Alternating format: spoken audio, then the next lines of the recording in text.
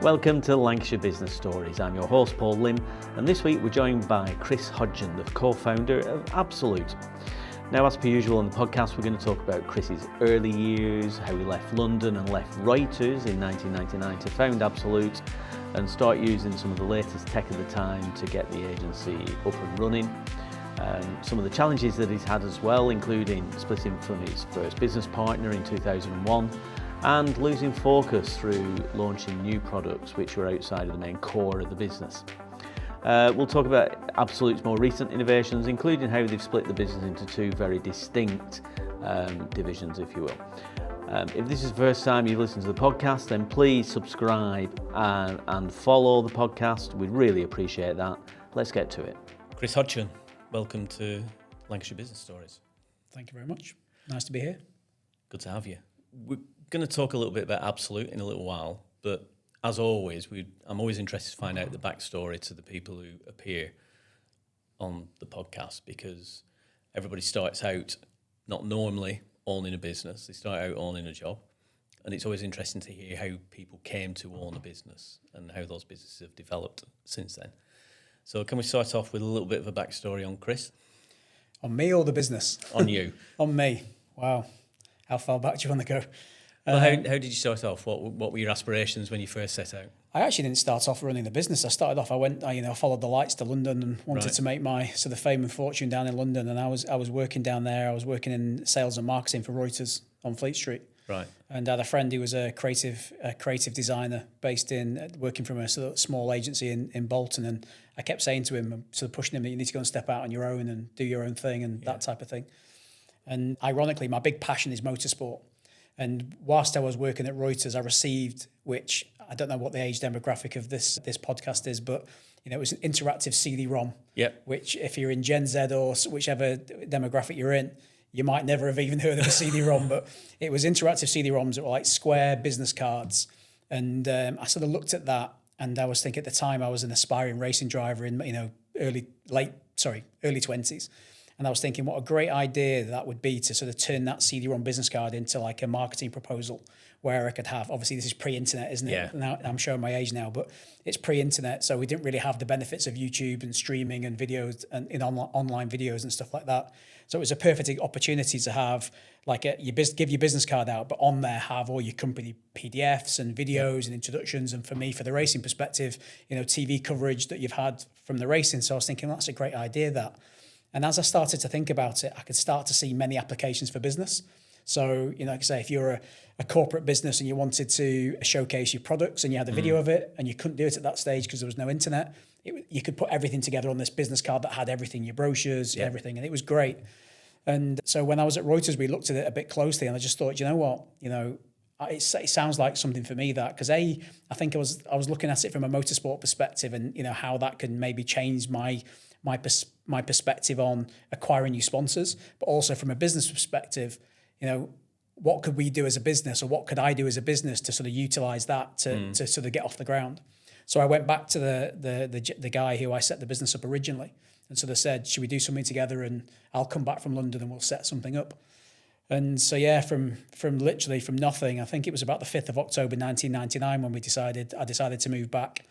And interesting times, and what's that now, 26 years later. That date is emblazoned in your mind. You said, I think it's around about the 5th of October.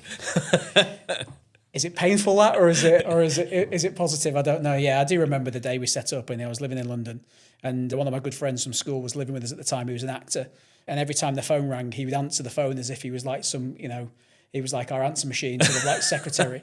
And he was perfect for an actor. And he would always sort of put it on hold and have all the right sounds. And then he would then pass it through. It was just passing me the phone across the... So that was our first start. And then obviously we moved back. I couldn't afford to live in London. Yeah. Have the rents in Islington where we lived with my then girlfriend, who's now my wife, for 20 years. Were you from Bolton originally, though? Yeah, I was from Bolton, from Lostock. Right. I went to University of Central Lancashire, did design. I actually did product design. Right. So I did product design as a degree, but sort of always had a sort of a passion for sort of just design in general. Yeah. And were you a a motorsport spectator or a participant at that No, stage? I raced. I won scholarships and was, Right. I was going to F1. That was me done. I had a couple of opportunities to play football professionally, and I had won a scholarship to go racing, and that was me done. I was going to be racing in Monaco, and I was going to write to all these different companies, and they were going to just, the checks are just going to come through the post, and I was just going to be, living in Monaco. It was going to be great, and then reality bites and the commercialization, and ironically, I actually get involved in a lot of sponsorship now, where I use my agency experience, I use my understanding of brand, and I understand the motorsport industry. And we raise money for underfunded racing drivers as part of stuff we do with Absolute, because then we do the activation, we do all the social stuff, we do all the video filming, we do all the other bits that really, the parts of sponsorship that people don't really see. They see the sticker on the car, and I always use the sort of the iceberg analogy, where the bits you see is the tip of the iceberg that you see above the water, but actually what goes on behind the scenes to actually really, really get value out of that sponsorship is the bits you don't see, the partnerships, the other bits that go on behind the scenes. So part of what we do at Absolute is doing that. Yeah. And we've run what's called Duckham's UASA Racing and the Porsche Carrera Cup for the last 5 years. Right. Utilising sponsorship from Duckham's Oil, which is, again, anyone over sort of 45 will remember how powerful a brand that was. UASA Batteries and a few other partners who have been very loyal to the program. And so I think Adnan, who heads up the Rapper Group, one of our partners, basically said that I think we've raised about between 1.2 and 1.5 million for underfunded drivers over the last 5 years. So I guess, from me looking for sponsorship back in the day when we first set up, thinking of how that interactive business card could add value to that sort of sponsorship hunt, to now, helping fund other drivers who are massively talented drivers. Yeah. And were you called Absolute from the outset? Yeah, we were. Everyone always says, why were we called Absolute? And, again, for the younger generation listening to this, they won't have heard of the Yellow Pages, but that was where we advertised. And so I knew I needed a name beginning with A, because when we first advertised, and we advertised in web design and also graphic design. And so we needed to be the first. When you got your listing, A was always first. Now, AA was always ahead of A, so we thought of Aardvark, and I just didn't like it. We were trying to find any name that was sort of AA to make sure we were always above, but Aardvark, didn't really sort of work for me. But Absolute sort of covered off what we were trying to achieve. We wanted to be this integrated agency that looked after brand, looked after campaign, and as it transpired, developed into web. Because obviously at that time we didn't know that it was going to take off the way it did. But we really felt that we wanted to sort of develop an integrated agency, so Absolute. But we started off originally as Absolute Media Solutions, and over the time, just media solutions didn't work for me. It just didn't work. It just felt like, I don't know, we were a sales house for maybe, I don't know, media selling or something like that. We weren't really creative. So I managed to, when all the domain names started to change, and I think also at the time, I think AMS was Alan Sugar's reg plate. So if I ever wanted a reg plate, I'd have to fight Alan Sugar for it. So I knew there was a reason why I needed to change it at some point. But we changed to Absolute Integrated Agency because we managed to get the name absolute.agency as a domain name, which was perfect. We dropped the media solutions. That took a lot of negotiation. There was I think an estate agency in Devon that had it that weren't using it. And I had to play I don't really want it, but if it was available. And I think we played that game for about 3 or 4 years. I just had to be patient. And then finally the guy sort of said, look, if you want this domain name, just give us 500 quid and you can have it. Because he started off at like 5 and 10 grand because he knew he felt we really wanted it. Yeah. But playing the long game, I managed to sort of wear them down, and I managed to get the domain name for 500 quid, which was, for me, it was a good investment because that was the name of the business. So 1999, you, a partner, and somebody answering the phone. Yes, my friend, was answering the phone, How long before you started to grow? I guess the tricky thing when you start a business like ours is that, your portfolio is your sort of your catalyst for growth, isn't it? Yeah. So it was like, we had to convince the first client, and I remember the first client was a company called GM Color Solutions, I think they were called, and they basically did these color things where you can scan a piece of artwork or something. It would tell you all the colors in there, so you could for your printing. And we had to convince him when he called up. He wanted a website and he wanted a brand, and we had to convince him that we were the right people to do it. And he took a punt on us, to be fair. And I remember the guy quite well. I can picture his face. I can't quite think of his name, being it 26 years ago. But he actually said to us, I just like what you're trying to do here, and I'm just going to take a punt. So we did an interactive CD-ROM, which then helped launch into their new website. We developed their website for them. at that time, which was a very basic website. I think it was even Flash-based, which you obviously don't even get now. So it was like quite a long time. And some of that Flash technology was what we used in the CD-ROM. So we sort of used the dual bit of technology. And we got it live. And I can't remember what the price was. It wasn't massively expensive, but then we used that.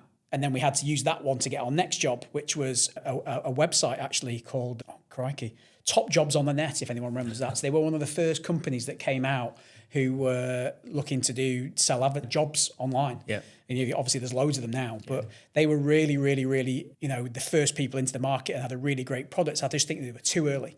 The investment that they needed to do to really sort of take that business off was so much, but we worked with them on quite a lot of stuff. Again, so the CD-ROM type stuff, and we did some brand work and we did some campaigns for them. And again, so then suddenly we got these 2 jobs, and then we were then going to the third company because we had these 2 other case studies that we could showcase we'd done some great work for. And then obviously then that builds, you start to build a portfolio for yourself, and certainly you start to build sort of experience within sectors. So we started to do a lot of work in schools at that particular time, and they tended to be, young schools, like Giggleswick School was an independent school, Oswestry School. We did some work with a school over in Sheffield, and we started to grow where people saw that type of stuff, and we started to build up on there. And then as we sort of grew the business and time went on, we then started to realise that the budgets were in universities and started to then work for universities where we're doing full websites for universities and big campaigns and photo shoots and things like that, because that's where the money was. Yeah. How did you split the responsibility? Was you and your business partner? Yeah, so me and my business. Were you more marketing and sales? He was more operations, or how? No, my ex-business partner, because we're not together anymore. Right, we actually, I think we lasted a couple of years, and then we were just different people. We wanted different things at the time, and we just, I was very driven, and without saying too much, he's gone on to do brilliantly since we stopped becoming we were sort of business partners. And it was, I think, 99 we started, and by 2001, I think he pretty much decided that it wasn't for him.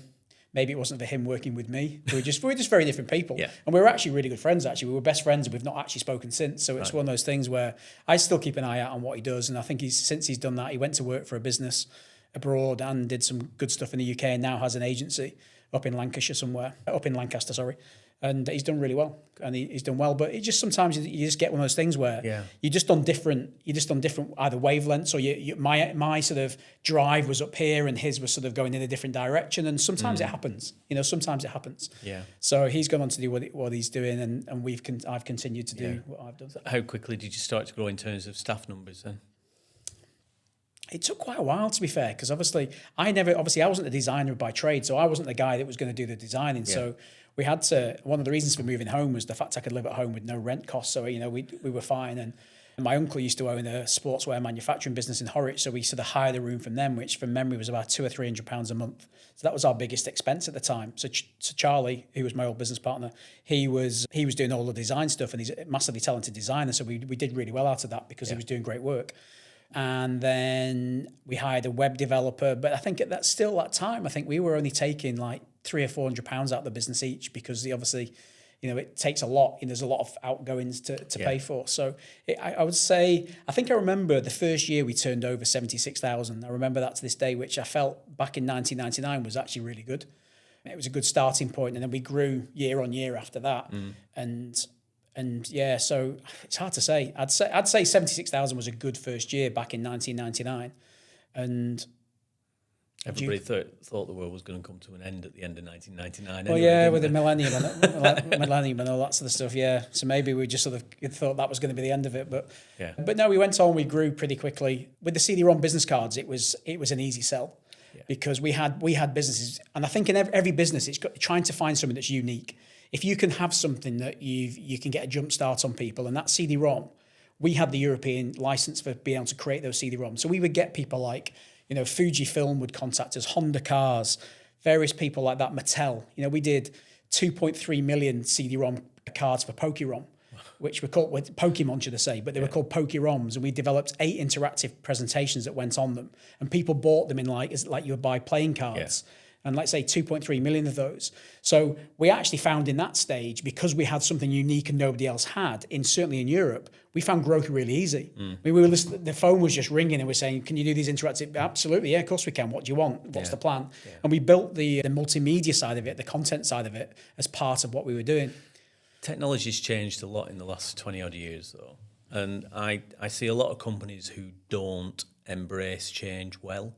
And, we've always done it this way, so we're always going to do it that way. And they sort of just don't move with the times and end up going out of business when they've had a really good business to start with. How did you change and move with the times to keep expanding, keep growing? Well, it wasn't just a case for us as just keep expanding because, one of the things I would say is keeping focus. And one of the things I didn't do in those early days was keep focus. Yeah. I think we got so excited by the growth we were having from the interactive business cards and the CD-ROMs and stuff we were doing. We sort of lost track of where we were going. And I ended up setting up a second business because we were doing lots of these projects for other clients and really big clients. But we decided, well, surely if we made our own products and sold them in high street retail, we'd be able to, go to, huge levels. Yeah. So we set up another business called Absolute Entertainment and got some investment in and started doing our own products. We bought the For Dummies license, if you remember that. Yeah. So we bought the For Dummies digital license across Europe, where we produced like PCs for Dummies as like interactive CD-ROMs. Yeah, those types of books. But these were like CD-ROMs. So you go on and you like how to set up an email. It'd take you through tutorials and things like that. Yeah. So we started to develop those. We also signed up Nick Faldo for a brand licensing product. We were going to do an interactive CD-ROM golf training tutorial. Right. I could probably do a whole podcast on that because it all went Pete Tong and it cost me and my investors an awful lot of money. And again, it is a whole podcast in that because it's so detailed. But to cut a long story short, Nick Faldo was involved in a brand dispute with one of his sponsors and Nike wanted to take him over. So we were due to do our filming and Nike kept saying, you can't film with Absolute because if you do that interactive CD-ROM, that's going to stick with you for the next 3 or 4 years. We want to be on your shirt. So delay. And it got to the point where we couldn't afford to delay anymore because the court case was getting more delayed and more confusing. Yeah. So we went back to his agents, who I won't mention at the time, but their nickname is International Money Grabbers, if that gives you any idea. And we went back to the agents and said, look, who can you give us that's equal, if not the same? And they sort of said, well, you've got Tiger Woods, Vijay Singh, or a guy called David Ledbetter. Well, Vijay Singh was a no-go just purely because great guy, great golfer. At the time, he was world number one, but he couldn't really speak English that well. It wasn't very clear. So if you're going to do an interactive tutorial CD-ROM, you need to make sure that they could speak clearly and someone could get the advantage of his skill sets. Tiger Woods was a no-go. We couldn't afford the £1 million upfront fee. He was keen to do it. There was conversations had, but he didn't do anything for less than £1 million, which I get. He wasn't quite world number one at that time. I don't know why VJ had beaten him. Maybe VJ had won a tournament or something, and maybe he was up and coming. I can't quite remember. And then there was David Ledbetter, who was the world's best golf coach. Ironically, taught quite a lot of the big stars. So I flew over to Champions Gate, played golf with him. They picked me up at the airport. And again, to cut a long story short, I was shafted by them, really. There was this whole thing about an NDA, which they sort of pretended they'd sent to me when I was in the flight. And then when I got there, said, we've sent it to your office. And, naivety came in when I should have said, we're not having a conversation till I've got a copy of that NDA in my hand. And I remember, should I mention names here? Probably best not to. But his sort of like main agent, who knows who might listen. Yeah, his agent, who I will keep sort of quiet about, then sort of basically came and greeted me at the golf course when we arrived, and sort of said, don't worry, we faxed it direct to your office. Your office has got it, even though beforehand I'd been chasing it beforehand. And he said, we'll give it to you when we get here. So then we went round on the golf course. We played with Nick Faldo. Not Nick Faldo. We played with David Ledbetter. Played a round of 18. And I literally flew into Florida, played the game and flew straight back again. Wow. I literally just did that. Played the game, enjoyed his company. We talked about, how we could make it work. And we sort of shook hands on it and said, let's make it work. Yeah. I never actually spoke to them again after that, because when I got back and the NDA wasn't actually back on the fax machine, if anyone remembers what they were. So I contacted them back again, said, look, I've not got the NDA. And I don't think I ever heard from him after that. And by which point, there's a bit of naivety in there from me, definitely. And so we went back with our investors and said, what should we do? And there was nothing we could do, because by the time we'd spent all the money on developing the product, we didn't really have the money to take on these big people, these big in a different country. Yeah. And about 6 months later, David Ledbetter came out with a very similar product. Interactive CD-ROM. An interactive CD-ROM, yeah. Actually, there was an interactive DVD, actually. Right. All based on very similar concept to what Did you get any tips when you were playing around with him, though? I remember arriving. I can't remember, but I don't think I played very well because I used their clubs. Not that that's an excuse, because my game's not that my game's not that great. And I remember I don't sort of get nervous and things like that, but I do remember I remember being more nervous. I played when we'd done the deal with Faldo. I played in the Dunhill Pro-Am on the Wednesday, and we'd had a meeting with Faldo in the clubhouse beforehand, and then we played in the Pro-Am, and I played with another pro called Steve Webster and Nick Faldo, and Nick had his wife with him, and so Steve brought his girlfriend, who was a girl called Susie Amy at the time. And she was in Footballers' Wives. She was quite famous at the time in Footballers' Wives as an actress. So we had this huge following of people coming around the golf course with us. And I found that quite daunting. When you stood on the first tee and there's literally, I can't tell you, I'd be making it up, but 4,000 or 5,000 people stood on the first tee. And I'm looking down going, if you see me play golf, you would not be standing that close to the fairway, trust me. And in the end, I actually took a 3-iron. I was too scared to take a driver. And I actually played quite well, actually. I did actually play quite well, but I found that more daunting. But I remember when I first started playing golf, my boss at the time, we just merged with another company, and our boss came from the other company. And he said, do you play golf? And I said, no, I've never picked up a club in my life. He said, well, go and learn, go and get some lessons, go down the driving range, because we in our company, we have 5 corporate golf days. And it's a great way to treat your existing clients and bring some prospects along the way. Okay. So I went and got some lessons down the driving range. And then he said, right, are you ready for the... Yeah, I'll be fine. Right, it's Royal Lytham St Anne's. It's hard course, that, as I've played that. It's hard course, that. It's a nightmare. Yeah. So many bunkers. I'm sure I end up in every single bunker on that course. I'm not a fan of it, but it's a tough course. Yeah, and somebody asked me a few weeks ago what my handicap was. I said, it's my golf swing. I haven't picked up a set of golf clubs for many a year now, but... It's a good business tool to have, though, I think. And if you're in business, I think some of the questions you're going to ask later, I'm sure are tips. And I think playing golf, for networking is a great... Yeah. And we were fortunate to have Royal Birkdale as a client of ours for quite a while. And I've played that one as well. You've played it? Yeah. See, I didn't mind it. So we used to go for meetings and, oh God, what was the guy called? The manager there. And he always wanted a fag, but he was never allowed one in the clubhouse and no one knew he smoked. So we'd always say, we'd arrive there, so bring your clubs, Chris, and we'd go off and we'd play 9 holes. We'd talk about all the plans we were going to do for that year. And then we'd sort of have a bit of bite to eat and then go home. Yeah. But it was, as business meetings go, it was probably one of the best up there, playing with probably the UK's best golf club. Mike Gilliat, that was the guy called. He was fantastic. He was a brilliant client. If you could ever have a client, Mike was the man. He was such a good guy. Unfortunately, he got an illness and passed away far too young. But he was a fantastic client of ours. So, Absolute, from 2001 to 2026, what's sort of been the way it's evolved, if you will? Because you've got 2 separate sort of offerings now, 2 separate websites. Yeah. How did you get from there to where you are now? Well, we'd set up this publishing company, and it was probably the wrong time to set up the publishing company. So I think we set that up about 2003, and we were doing these, the For Dummies range, and we were doing the Nick Faldo type stuff, and it didn't happen. And then we ended up going down the route of doing a learner driver product. So we did a Pashy driving test as a product, and that actually did pretty well. So from that perspective, that worked really well. Sorry, phone is off, but it's vibrating. But that did fantastic. But it got to a point where, when that was doing really well, the SKUs in the high street retail were reducing because, PlayStation, Xbox, things like that were coming in, which were £40, £50 products. The PC type products were sort of £9 to £19.99, depending whether you're in Argos, whether you're in HMV, those types of places. And so the SKUs for PC products were getting reduced as the console products grew. Yeah. Because also the console products were getting multi-million-pound advertising budgets put behind them, where we didn't have that for the Pashy driving test products. And then it became down to that business became tricky because the PC products, they went from 40 SKUs down to 20, down to 10, down to 5. And in 5, you'd always have your antivirus products and those Symantec and all those other antivirus products. So you were fighting for 2 or 3 SKUs. It was impossible to get in. Yeah. So we made that choice then to sort of convert that business into a bit of a digital business and convert the Pashy driving test into an online product. So again, we had a fair big cost for that, and it did okay. But we just decided to, rather than have it as a separate business, to sort of shut down that business and evolve that to the digital side. And that's where our digital started to grow, where we had the expertise to do that. So we got to about, 2008, and the way we'd done the investment for the entertainment business is that the investors we got on board were basically sort of saying, we want you to focus on the entertainment business. So the agency just sort of treaded water. Yeah.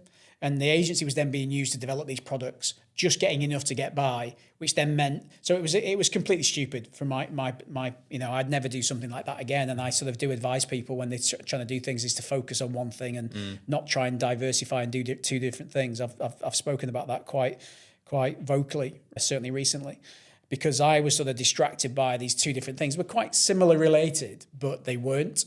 And it just the way that the investment came, it was like I was desperate to really grow that entertainment business. I could really see the growth in it. So I was sort of sidetracked by the sort of potential results I guess we could get from being a sort of a big publishing house. But it just didn't quite work out. So I would say the agency from sort of growing quite nicely, it stalled around 2008, 2029. And then obviously the financial crash of 2008, it then it became sort of prevalent to sort of get back to what we know best and what we sort of set the business up for. So we really got back and got stuck in, and I got a new creative director who was really good at the time, and we just built the business on. We were working with some really great brands. I think it was a bit later, a couple of years later on, we started working and doing the marketing with Amir Khan and sort of helping him with his sort of offering just at sort of the end of his career, I suppose. But we started working with some really big businesses, AA Driving School, off the back of some of the work we did. So we just started, I think, from 2008 to 2012, started getting back to where I believe we should have been and where back in sort of like 8 years previous. Yeah. So I feel like it's like a second start. So when people sort of say, yes, you've been starting since 2000, you've been going since 1999. I sort of look at it and go, I've had like two starts at it. Sort of reinvented yourself. Yeah, so I sort of reinvented ourselves, and we sort of changed the way we looked at things. And then in 2015, I've got my current creative director came on board, a guy called Simon Ullman, who was very brand focused, and that's the big part of what we do today. So we got to sort of like 2025, and we really grew the business, and we had the digital side and we had the branding side, and we've worked with Man City on campaigns for 10 years. Yep. We've rebranded Redrow homes.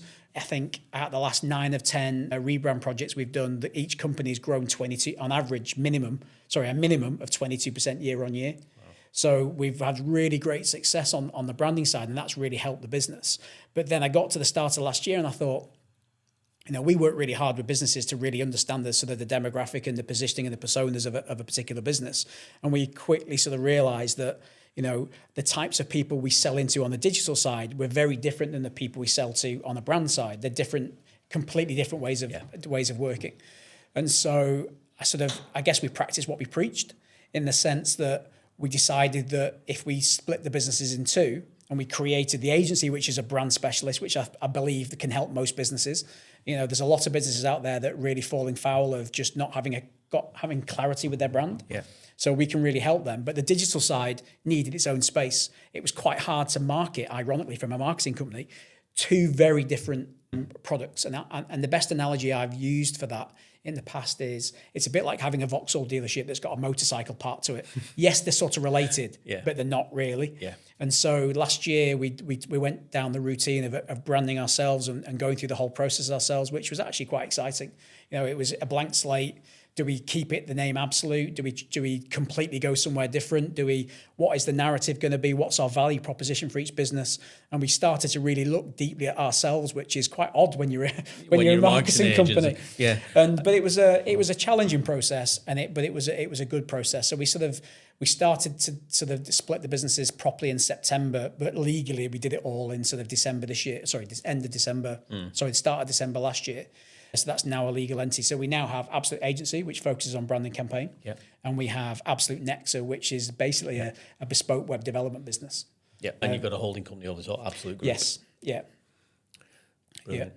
Yeah. And in terms of the kind of clients that you're dealing with, you've mentioned some really big names in there. Is there a starting point for you in terms of the kind of clients that are suitable for you to work with? Because we come across a lot of smaller clients, SME companies, who almost don't see the value in brand just yet, or is particularly investing a proportion of their income in improving the brand and the brand presence and everything. Yeah, I mean, the types of people we employ, we try to employ the best we possibly can, and that's one of my sort of, when one of your questions you've asked me, I'll cover that a bit later on. But trying to bring the best people you can have in your business, and I've got some absolutely amazing people that work for me. Or work with me, should I say. And so there's a certain level of business that we can do. because and certainly from a business, if someone comes to us and say, I don't know what our budget is, we tend to not want to work with them. It's not that we don't want to work with them. They're just not going to be able to afford our services. Yeah. And it sounds really horrible. The money side of it is something that's a bit of an odd one, but they always tend to have a marketing team already in-house. Some do, majority do, definitely. Like we've just, this year in January, we've got a new retained client, which is Dandara, which is a big national home builders. Yeah. They've got quite a large marketing team, and we're doing a lot of work with them this year. Obviously, we've had the likes of Redrow. We don't work particularly with Redrow now because it was a rebrand job. Yep. So that particular job we started off really small with them actually. And I think the first job we did with Redrow was about £1,500. £1,500, is that the good English to say? £1,500. Okay. Everybody understands. And we sort of built the trust with them. And I think one of our strengths as a business is we see things that other people don't see. And I think Redrow was so busy working in their business, they couldn't see the problems they had with it, especially from a brand perspective. So they came to us looking for a solution to some creativity issues that their current agencies had, who couldn't really create anything of any meaningfulness, if that makes sense. And when we started to work with them, you could see exactly why, because their brand was so diluted. It was they were all over the shop, so it was quite hard for another agency who was stuck in that quagmire to really sort of cut through and create something that was really unique to that brand, because it was sort of, they had 4 or 5 different brands, all different. It was just a mess. Yeah. But we were able to step from the outside looking in and sort of said, look, the biggest problem you've got is you need to do a brand audit because your brand's all over the place. And once we did the brand audit and we could showcase to them that they were, of the problems that they had, they started to buy into the trust and said, right, okay. And we started to do what's a full brand audit, mystery shopping, various other things, until there was a case to sort of say, look, this needs clarity bring into it, which is our forte, absolute clarity. And so we went through a load of workshops and went through that rebrand process to give them that clarity. And I think one of the things I love about this job is not necessarily the profitability you have, which is obviously nice, but what gets me out of bed every day is seeing the likes of someone like Redrow, who had challenged, massive business, had great products, but their brand didn't match their products. And we could see a vision and sort of our sort of thought process could see where we could position them. And the work we did basically allowed them to sell their business, because Barrett, who have just taken them over, they had David Wilson Homes, which is they had Barrett Homes, which is the lower end. They had David Wilson Homes, which is the middle brand, but they had no one for the high premium brand. Yeah. And Redrow was perfect for them, but their brand was letting them down. Yeah. The brand didn't feel premium, even though their products were. So the work that we did then gave the eureka moment for Barrett, for them to go, that's the brand we're missing. We're missing that piece of the jigsaw. So I'm actually more proud of fitting that jigsaw piece together than anything we've done, if that makes sense, because they trusted us with the vision, and our vision allowed them to then achieve their goal, which actually is more important to me than profitability in the business, although you need it for obvious reasons. But to me, profitability should always be a byproduct of doing great work. I slightly went round the houses. We're talking about that there, but... No, it's fine. One of the questions I wanted to ask you is, obviously when anybody's looking at you and Absolute to work with you, then obviously skill set and credibility is really important. What part does culture and values play in their decisions and the decisions of people to come and work for you and your ethos? Yeah, I think massively, certainly for people wanting to work there. I mean, we've got a really driven mentality where we want to produce the best stuff. Yeah. So we want the people to come in who've got that shared vision. I did a talk at the start of the year where we will not accept average. Average doesn't get you into the right places, and everyone's got to think about, when they come to the business every day, it's not about what could we do to get through the day, it's what could we do to add value today. Yeah. And if everyone has that same mentality, small, tiny gains make big differences throughout the year. So the cultural aspect of it is bringing the right people in. But from a client perspective as well, they want to make sure that you're married to them. You've got that sort of synergy with what they're doing. So, are you going to do things ethically? Are you going to do things with integrity? Are you going to do the right thing for them? One thing we're not as an agency is a yes agency. If a client comes to us and says, I want a website to do this, well, the first question, why? And where this industry gets a little bit of a bad name, and again, I'm not going to mention any names or anything like that, but certain agencies that would get that call, want a website, and they'd just do the website because it was revenue, and it was coming in. Oh yeah, we'll get a website and we've got it. When actually the question is, our experience outweighs their experience, and we'd say, why do you want to do it? What's the end result? What's the gain from it? And it might be that that's not the answer. It might be something that might be half the price, quarter of the price, but you've got to have that. Your clients have got to have that belief you've got them, their backs before your backs, and that's the most important thing. You know, you think about when you get a company who are opening up to you, because they've got to, you know, if you're going to go through a big brand exercise with them, then they've got to be really open with you, because you're going to really dig down into what it means to them and what their company's all about. So there's got to be a level of trust there. And I think if you don't have that match of values and culture, there's never going to be the right level of trust for you to be able to do your job effectively and for them to open up enough for you, I don't think, is there? No, not at all. And then that's the challenge in our industry, where certainly in education, where you've got to do tenders. I mean, we talked about obviously we did a tender this morning, and the problem with that is it's tenders and creativity is really challenging, because you can't get across that. They're asking, what's your process for this? What's your process for that? When actually sitting in the room for half an hour together would actually showcase a lot more power than doing a written document about certain things, because design's about, it's that collaboration, it's working together, it's having a common goal, it's like common values, and really understanding a business and getting deep and stuck into that particular business to understand what their pain points are. You can't do that writing in a tender. No. It's so tricky, which is why we don't do a lot of those tenders, but we did one we did one this morning, but it's sometimes you just got to take the risk and do it. Absolutely. I think the other side with values and culture is the people, and we've alluded to it already. How many people have you got now altogether? 16, yeah. 16. We're just trying to recruit for 2, so sort of about 15, 16. Right. And are those all office-based? Have you got a mix of home and office-based? How is it? Yeah, we're sort of hybrid working. I think the more you speak to people, I think more people are gonna head back to the studio. I think we work Tuesday, Wednesday, Thursday in the office. A little bit that as a selfish point of view, because I believe that growth comes from working together and working collaboratively. And I think depending on the side, so our digital guys quite often get projects, and they could quite happily work on their own for 5 days. Yeah. That's fine. But in design's not one person's idea. Design is a collaborative process that has many inputs, conversations, ref finding, discussions, and it's not something you could just do it independently at home. You can, but I believe, and we all believe, that the best results are done collaboratively. So even though we work from home we work from the studio Tuesday, Wednesday, Thursdays, everyone works from home on a Friday just to allow easy access to the weekend, and we tend to schedule the work for type of stuff they can do on a Friday and just crack on with stuff. But the creative team, even though they can work from home, come in on a Monday, because they believe in the power of that collaborative working. Yeah. Where the digital team, no one comes in on a Monday. I think one of the things that got lost when more people started working from home, and you can call it whatever you want, but some people call it those water cooler moments, or just gathering around the kettle when you're waiting for your kettle to boil, and just the conversations that go on accidentally sometimes can be really powerful. But then when you've got everybody together in a room and everybody's bouncing off everybody else and overhearing ideas and chipping in, and I think that's just so powerful. And you just don't get that. As much as technology's great and you can have Teams and Zoom all you like, I just don't think. I think it depends on your job role. I can understand it. A good friend of mine owns Casato, a Great Bolton company, and they're pretty much, I think, majority of them working from home, and they've got a load of customer service people. I get that. For them to do their job, they don't need to travel from wherever they need to travel to come and do their job. They're on the phones, they're delivering their customer service. As long as they're doing a great job and their satisfaction results are fine, it works perfectly. I've got no problem with people working from home under that environment. But when you're a creative team and your best results are done collaboratively, it's quite a hindrance when you're having to jump on video calls all the time. And it just does not work for our industry. And I don't think anyone can take the decision based on any one thing other than what is right for your industry. Yeah. Everyone is different. Everyone is different. I think for me, it's the power of community. When everybody gets together, you just got the sum total is bigger than the individual parts, I think.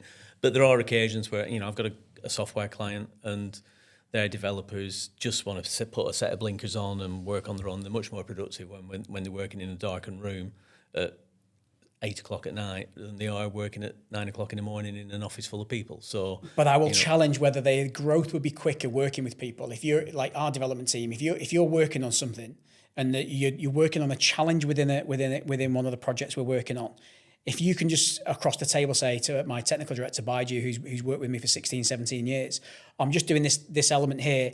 I'm going to do it this way. What do you think? And how have you tried this? And you have that conversation. Oh, right, okay. I think people learn and develop quicker working together with people than they ever can do in isolation, in my personal opinion. Yes, you'll do your job, Yes, I'm sure you'll do it well, Yeah. but could it be done better, quicker, more efficiently if you work in collaboration with someone? And I would challenge that. And the same could be true for, you think about customer experience people, even if they're just on the phone with somebody and they've got a laptop or a PC in front of them so they can do everything they need to do. I think just having that community from time to time, not all the time necessarily, but, making sure that people feel like they belong to a community and that they're part of something bigger is really important as well. I agree with that. I mean, I spoke to someone who'd worked remotely for a company and they couldn't make the Christmas party the first year.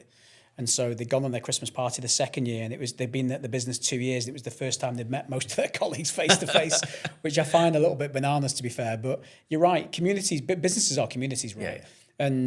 And that, like I say, my selfish point of view is that Tuesday, Wednesday, Thursday, clients are in meetings, people are in there. We've got, maybe some freelance people in to support us on the amount of work we've got in. There's such a buzz and a sort of an environment created. I'll sometimes go on a Friday because I just want to, the print is better than it is at home. And, I get less distractions. I've got 3 Labradors and maybe their chant for wanting to go for another walk gets on my nerves a little bit. So I'll just go to the office. But it's never quite the same when the people aren't there. It's never the same. Yes, I get my stuff done. Yes, it's great. No problems at all.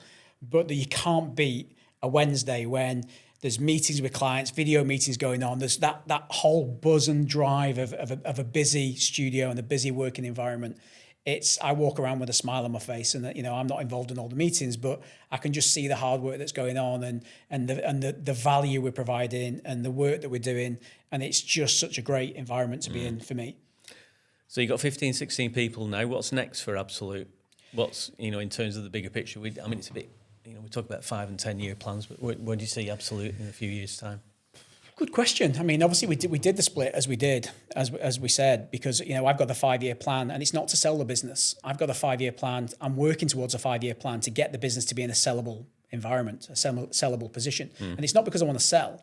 It's just a focus. Yeah. So it gives me a focus to look at processes. And we've had a bit of an issue on the Nexa side where we've had to, re-look at our processes recently and really start to nail those down because a few things had sort of gone askew with the split. And it's really brought back to home and really sort of, focusing on those sort of processes and getting the business in the right shape. But now we've got a clear value proposition for both businesses, and we're clear on what the next 5 years are. I've got to finish the strategy doc, which again keeps getting a batter in every time because I just find in the time. So I think that's clear. Once I can present those strategy docs for both businesses to the company, I think we'll get everyone on side. Not that everyone's not on side, but everyone will be clear about where we're trying to get to. But there's opportunities in both. With the bespoke development side of things, obviously AI is coming in and there's the scope there. But I see the agency side. We talked about, I think one of your questions was to me when you were asking about what the big challenges. I guess you'll come to that in a sec. But if I just answer a little bit of that now, is that, we've invested the last couple of years in AI. And not necessarily as much from an operational perspective. I think everyone uses AI, but we don't have a lot of processes. And when we do bespoke stuff, it's quite tricky for us to do a lot of that sort of operational type stuff from an AI, because we're not receiving, like we did an AI project for Kios, in 2017, was it 9 years ago, which is crazy to think back then. And they were receiving lots and lots of reports where the software that was developed had to look at these reports, pick out the bits that they'd got. Anything was missing would fire back to the client without any agent getting involved to try and get that information. So, I mean, that's been going on for a long time, and I forgot my train of thought now. We're talking about challenges. That's right, it's the challenges. And so we're not sort of, because of our bespokeness. Yeah, because of our bespokeness, we're not necessarily, there's not huge gains to be made operational for what we do. Research data, yes, definitely. We can fire research data into ChatGPT to analyze it much quicker. If we're doing brand workshops, we'll get loads of data from the different workshops that we're doing, analyzing that data and being able to feedback and utilizing that data in a nice way. Chat's definitely helped with that. But where we see big opportunity is the challenge of AI, where people are looking at saying AI is going to be really bad, but not really bad. But I think the challenge is the amount of jobs it's going to sort of take away. On a day-to-day basis, how much time are you spending now? You've got 15 or 16 people. How much time are you spending working in the business, sort of doing normal operational day-to-day stuff, getting involved in projects and other things, and how much are you spending working on the business? If you'd asked me this question maybe 3 months ago, I'd say working in the business, probably 10%. Right. But if you ask me now, 100%, because we've had a bit of a staff change in Nexa. So I'm picking up whilst we're recruiting, I'm picking up a lot of the work, which it's frustrating, but it is what it is. Sometimes you've got to, if certain things aren't going or being done the way that you expect, having run a business for so long, the only way to really get it back on track is to do it the way that it should be done. Yeah. But we're recruiting for that role at the moment, and we'll get back on track with that, and I'll be able to step back.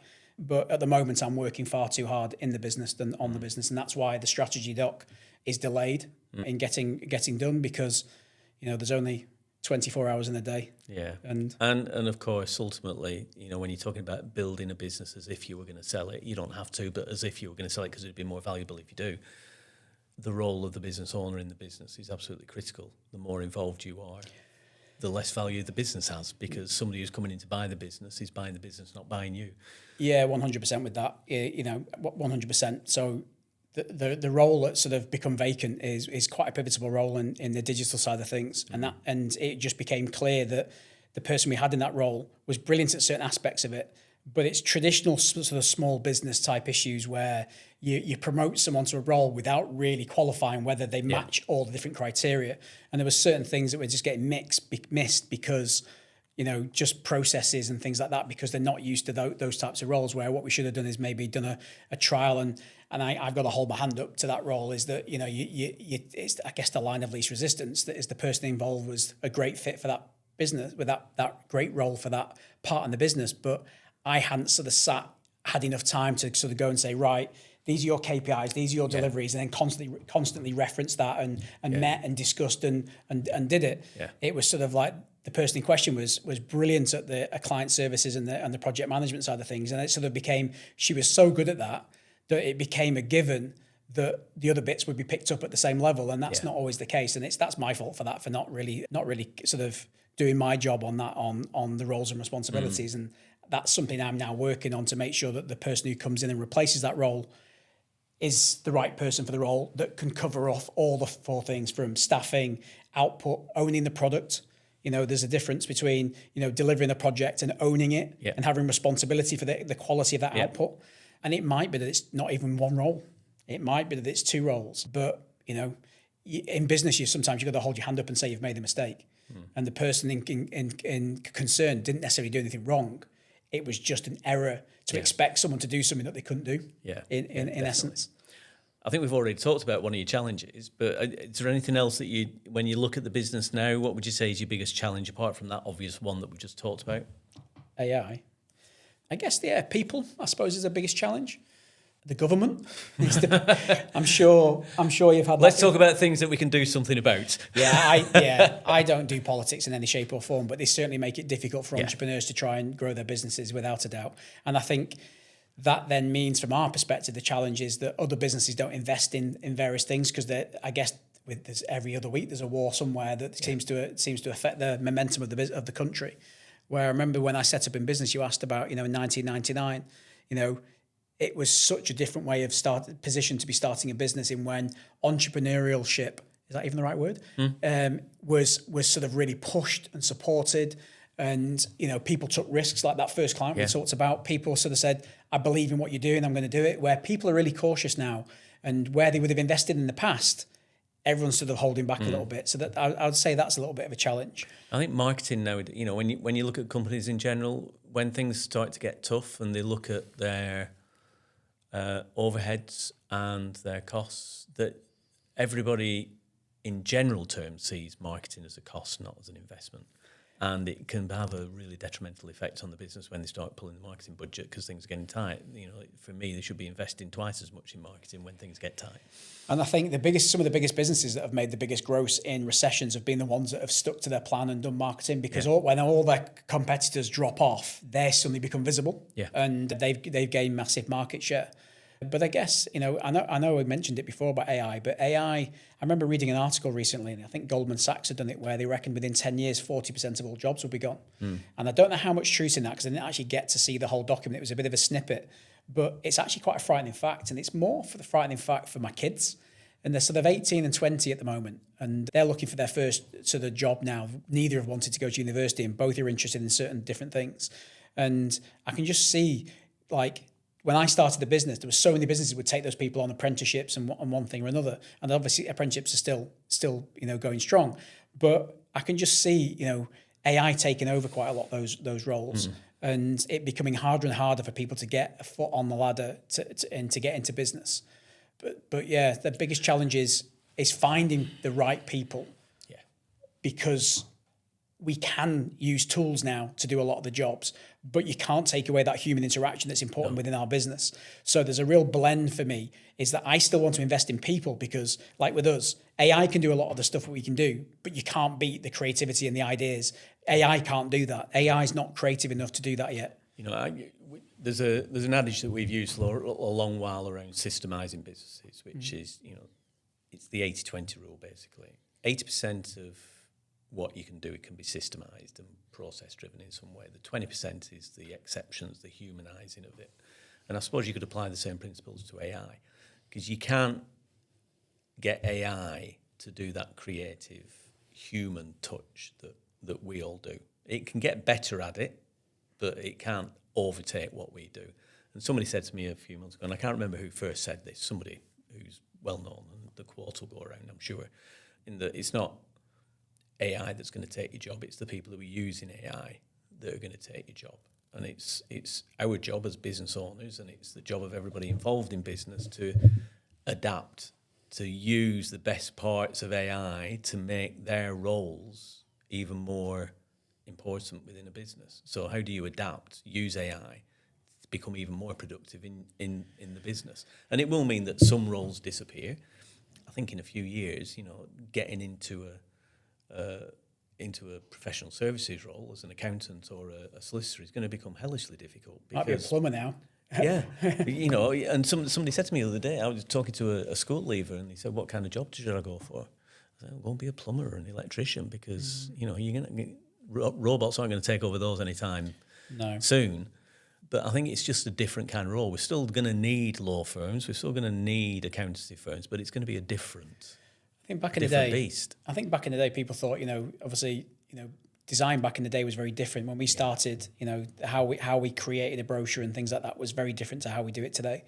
And then obviously software packages come in, Photoshop comes in, Illustrator, InDesign, all these new software packages. The design didn't stop. Jobs didn't go to a certain degree. People still needed to be able to use them, and AI is no different. You know, I mentioned before that we've produced in this last couple of weeks, we've produced our first ever AI only TV ad, which launches on the 13th of April. But the power of that comes from people. The concepts comes from people. The emotive aspects of that comes from people. AI is just helping us to create that and deliver it. No different than what Photoshop did or After Effects did or all these other packages did. It's just another tool to learn. And, you know, we've been fortunate for the last 2 years. We've invested in that because the agencies that don't understand how to deliver using AI, you know, are going to get left behind because that is the way it's going. But you still need to have that human interaction, that creative concept and that emotive aspect that only a human can bring to the table. Yeah, there was a program on TV a few months ago about AI. I can't remember what it's called. AI is taking my job or something like that. And they had 4 occupations, and they had people. They had a task basically for each occupation, and they had people doing it on one side, and then they had AI doing it on the other side. But behind the AI was a person guiding it. So one of the tasks was to do a photo campaign for a fashion house, so modelling a new range of clothes. So on one side they had a photographer, models, all the setup, all the people behind it to produce the portfolio, and on the other side they had one person using AI to produce a photo shoot for the same fashion line, and then they had somebody judge the outputs of each of them. And I think 50% of the time the AI won, 50% of the time the people won. But there were still people behind the AI using the AI to produce the output. So it's about how do you use AI to get the best possible output in combination with, you know, what things that AI can't do. Yeah, I mean, we've obviously, it's a big part of what we've been doing recently, and there's a couple of examples I'll give you. Is that the TV ads that we've done, we sent off to a focus group to determine what they thought about it. We didn't script it in any sort of shape or way. Not one person realised that the videos that we produced were even AI. They are that lifelike. And that goes back to the other point, is that another project we worked on was with a healthcare client called Tafel who would traditionally do traditional photo shoots. So they would hire a studio, they'd hire a photographer, we'd art direct it, they'd have a number of products to do. You know, you'd hire models, you'd then agree a deal with the models, you'd do buyout clauses, whether the ad campaign was going to last for 6 months, 12 months, international, UK only, whatever that may be. That's the quite costly part of it. And they did that quite a lot, and they'd seen some of the stuff we'd done. We've been talking to them about sort of AI production and some of the creative shots we've done for other clients, and so they said, you know, it might be something you should look at. And they said, well, we've got a photo shoot coming up, and we've got this range of products, but we need these types of people, these type of personas. So we started off by creating the personas. So we created the male and female nurse that had to wear these particular products, and we sent them a sheet of a casting sheet. Yeah. And they thought these were people that we'd found like actors, and they were like, oh no, we were going to do it as AI because that's what you were telling us. I said, these are AI, and it always makes us laugh when we do this because, and again, I'm not going to talk about ages because I don't know how old you are, but I'm fairly certain you're going to remember the film. Well, you might actually be too old then. But if you remember the film Weird Science, yes, we felt yes, we felt a little bit like we were making Lisa because we were creating these people that didn't exist, but they looked lifelike. Yeah. You know, we maybe should have another crack at doing Lisa if we could get it to be real. But they selected anyway. Pushing the funny side to one side and the weird science element is that they then selected a male and female actor, should we call it, or persona. Yeah.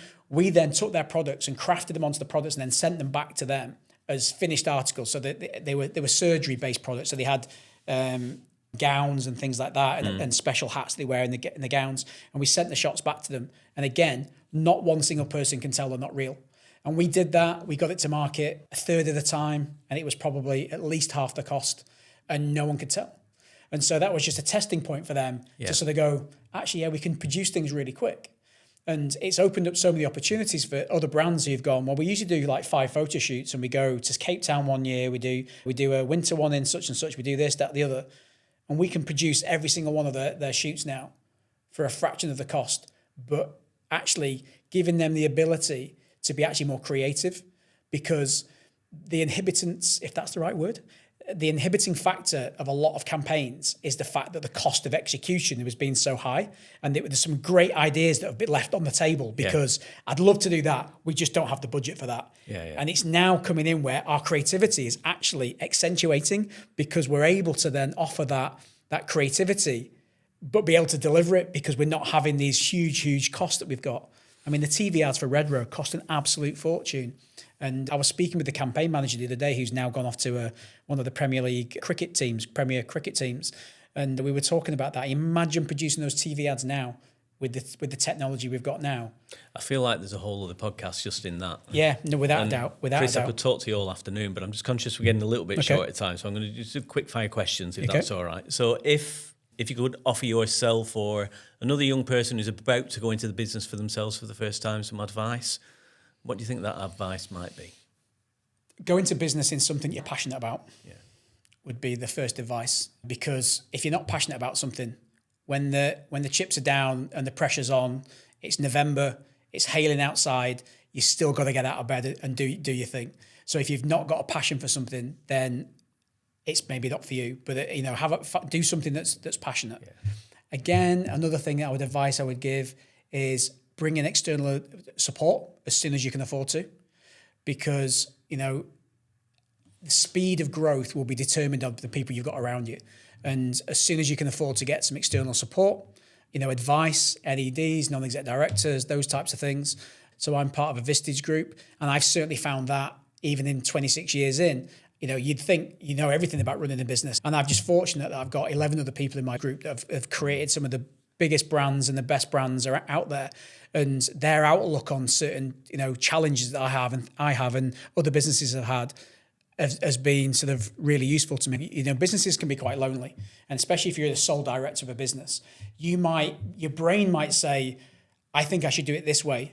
But you've got nothing to compare it against unless you search online or do something. So sometimes it's, we had a recruitment challenge back in September last year, and my brain was saying, I'm just being stupid. It's the 21st century. I need to think differently. Yeah. And I took it to my group and I said, this is the challenge we've had. This is what's happened. What does everyone else think? And it was unanimous. All 11 people were like, spot on, Chris, you've nailed it. You're absolutely spot on. It's not whatever the scenario was, which I'm not going to say, but you're not wrong. You're absolutely spot on. And it was like, thanks for that. And it just sometimes needed that clarification that I'm not just because I've got nothing to gauge certain things against. And when you're a small business, there's some big businesses that have come across so many challenges all the time. They've got some great opportunities to give. So that's the two things: is find something that you're passionate about, get external support as soon as you can afford to. And it doesn't have to be full time. It can support, whether it be from you guys or Vistage or other things. Is just get a barometer that someone could give you some support on. Because I think growth would happen, and you'd make a lot less mistakes if you can just have someone just to talk something through and just get some advice on. No different to accounts. And it's absolutely true. I mean, one of the things that I often say to people is that, it's one of my favourite sayings: business is meant to give you more life. You're not meant to be giving your life to the business. So it's really important to understand why you're in business. Now, sometimes it's the passion for the business itself. Other times it's a means to an end. What is it what's the business got to give you so you can have the life that you've dreamt of? A lot of people go into business because they've seen the life that other business owners have. So they've got to understand that there's going to be some tough times in business, and they've got to know what the end goal is in order to be able to work through those tough times. Yeah. So it's either, having a passion for the business itself, so when things get tough, you've still got the passion for it, knowing what that end goal is so you can get through the tougher times, so you're still going to reach your end goal. And the biggest two challenges that business owners have: nobody can do it better than I can, and why should I pay somebody else to do it when I can do it myself? And it really stunts growth, and it's ego that gets in the way of that, really. So being able to have a trusted advisor or somebody to bounce off, and my role is multifaceted when I'm coaching clients. It could be advice or education, but in the main it's just having a sounding board, a trusted advisor, somebody can bounce ideas off. And I know that, the group that you're in, our community of business owners is like that as well. We've got groups where everybody gets together and bounces off one another, and it's absolutely spectacular, the results that some people can get. It's a good point you made, actually, with regards to employing people that are better than you at those jobs, and that's exactly what I want to try and do. I'm probably the least talented in my business because you do this right. My creative director's good at creative because he's a creative director. I'm not a creative. I've got a vision for it, so we can work together on it when we're looking to deliver what we need to do for the clients. Same from a digital perspective. I'm not a developer. I'm not a creative person in that sense, but I've got an eye for what should be right and what's wrong and what the process should be. But you bring in people that are better than you at doing what you do, and that means that you can't get involved in it because they're just better than you. So there's no point in you doing it. Unfortunately, with the role change in digital, I'm having to do that role, but that's not a long-term plan. That's a BAU. You've got to crack on with some stuff whilst you're in that position to try and bring someone in. But you're right with that. Absolutely. Are there any particular books that you've read or videos or people that you listen to that have acted as resources for you? Radical Candor was quite a good one. I don't know if you've ever seen that one. Yeah, it's on the shelf. Attraction. Yeah, that's on the shelf. Is it Gino Whitman? Yeah. Yeah. So we're trying to do that at the moment at work. It's challenging, but nothing useful is easy. No. But Radical Candor, Traction. There's a few. When I first started, I was fortunate enough to go on the Dale Carnegie course. People Buy People First. Was that the book name, or I can't remember. But there's about 2 or 3 books you get given with there where all about people buying people first and sales and all that type of thing. They were great books that I read. But I guess the most powerful probably is Traction for me. And even today, 26 years in, you never stop learning. There's no such thing as I know everything because I know nothing. There's so much more to learn. And I'm not a big reader, I'd have to say. I don't have the patience all the time, but I try to read as much as I possibly can. And those books are, and I quite like podcasts. So actually, when I did Radical Candor, I didn't actually read the book. Every time I was driving somewhere to a meeting, I'd put on the audio book and listen to it and engage with it that way. I obviously like Stephen Bartlett. I've met him quite a few times. Talented guy, very clever individual. We had him on at BizX a couple of years ago. Yeah, really we had the rival agencies for a while, so I got to know him a little bit. Yeah. But he's gone on to do amazing things. Yeah. And so some of the podcasts is Diary of a CEO. I really enjoy. Yeah, I love listening to Depends Steve on the topic. Bartlett. Yeah, Depends on the topic. When it gets onto the wild and wacky health and well-being stuff, I sort of pull away a little bit. But the business stuff is absolutely spectacular. Some of it. But they're not all going to be perfect for you. No. So you've got to choose what you listen to correctly. And if there's something that's in your industry or in your sort of mindset or something that might be able to help you, have a listen to it. But you always got to remember that these are all people's opinions as well. Yeah, So of you've got to course, sort of learn to take certain things. There's a lot of what we call opinion facts. Yeah, out there. I agree with that. Ours is great as well. Well, not this one, not Lancashire Business Stories, but Action Coach have a podcast called the Action Coach Business Growth Podcast. High Performance Podcast is another one that I will listen to quite a lot. Is that the Jake Humphrey one? Yeah. I like the sports ones, because obviously being involved in sport quite a lot. Yeah.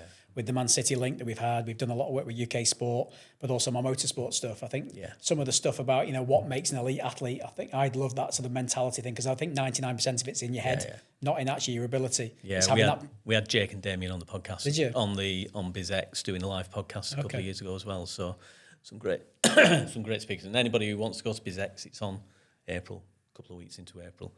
So not far away then. Not far away at all. Chris, it's been an absolute pleasure having you here. Thank you. No pun intended. And we'd love to have you back sometime, because I'm sure there's lots more that we can talk about. But in the meantime, thank you very much. Thank you for having me.